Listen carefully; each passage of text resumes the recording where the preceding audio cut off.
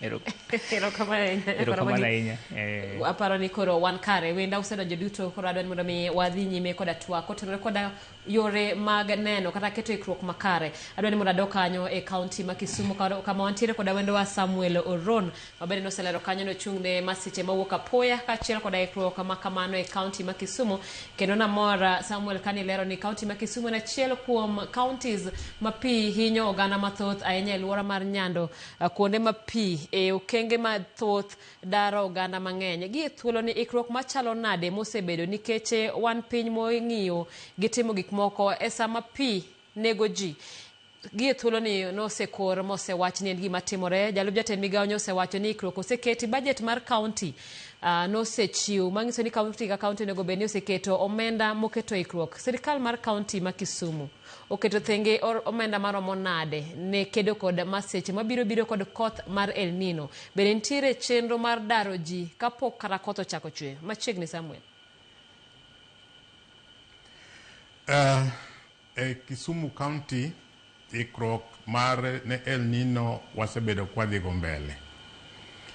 Wakongo watimo identification mar kuond ma pi hinye ji ahinya mwaluongo ni hotspots.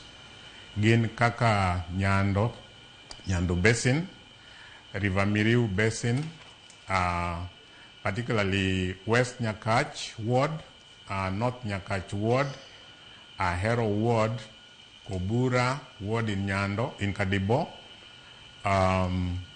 Kabonyo Kanyagwal in Kadibo, Ombei Ward in Muhoroni, part of Miwani Ward in Muhoroni Kanyo, to gi part of East Kanawawidhi to Gawasi Onjiko. To wach mar oula mapongo gwenge to nitie bedo kamoro amora e Kisumu County. Koro gima wasetimo wan kaka Kisumu County ne wasetimo assessment mwayudo kuonde duto, aoche duto go gi wang'amol duto ma pi barogo kadonjo e mier kendo daro ji. Gima wasetimo sani mabende wadhigo mbele ni waseketo ikruok mar yawo wang'aoche gi kuonde mo ni blockages waseyawo mang'eny to pod wadhi mbele kaka e West Nyakach kanyo wan kod kata sani jok mwaseketo matiyo kanyo madhi mbele kaka area mar Sangoburu, Sangorota, Nyadina, Sangoro area. Kia kanyo to kidhi North Nyakach ka sana yo aora milongo ni Awach kama giriwore gi Nyando ema omuomogo ahinya kodonje mier.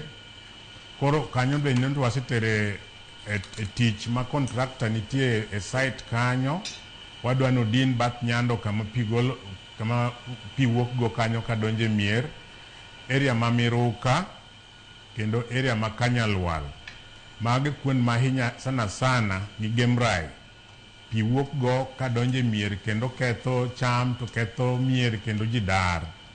Koro mago sani ikruok mwatimo ma waseketo contractors moko mwasetero kuondego ma gidhi mbele gi tich. Kidonjo i Ahero Ward ka areas mabedo affected especially Nyando etie Ahero Bridge kanya pani ji mang'eny ong'eyo ni samora mora ma pi opong' to Nyando Ahero kae pi muomo kabisa. Mar Ahero ni to samora nyalo wacho ni ok oyot ahinya timo nikech odwaro funding maduong' ma national government ema nyalo konyowa. Wasendiko barupe wakwayo national government mondo biye konywa mondo ger dike maduong' makoro pigno kobiro to luwa kanyo to dhi. Ikruok mamoko mwasetimo e Ombei Ward e Muhoroni kanyo bende waseyawo wang'aoche mang'eny kabisa to pod wadhi mbele. Wasetimo negi assessment kendo tich tiyore kuondego sani. E wards mawachogo te onge kama oling'. Wan gi contractors mwaseketo kuondego mayawo wang'aochego ma wang'eyo ni sana sana gidhi konyowa mang'eny ka El Nino obiro e dwe mar 10.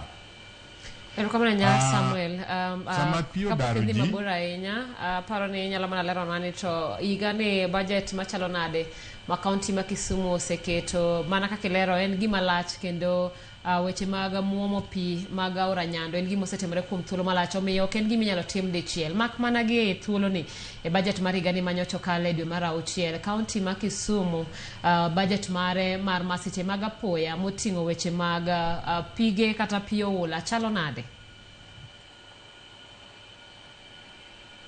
Budget ma waketo ne disaster and 2% of the county budget. To ya kanyo bende wan gi emergency fund ma bende konyowa e timo tijegi ma en about 200 million, 150 to 200 million. Mano pesa ma obedo prepared moketi ma seche ma emergency timore to wanyalo duokogo weche mag disaster gi chien. Koro mane budget ma sirikal oketonwa mondo watimgo tije mag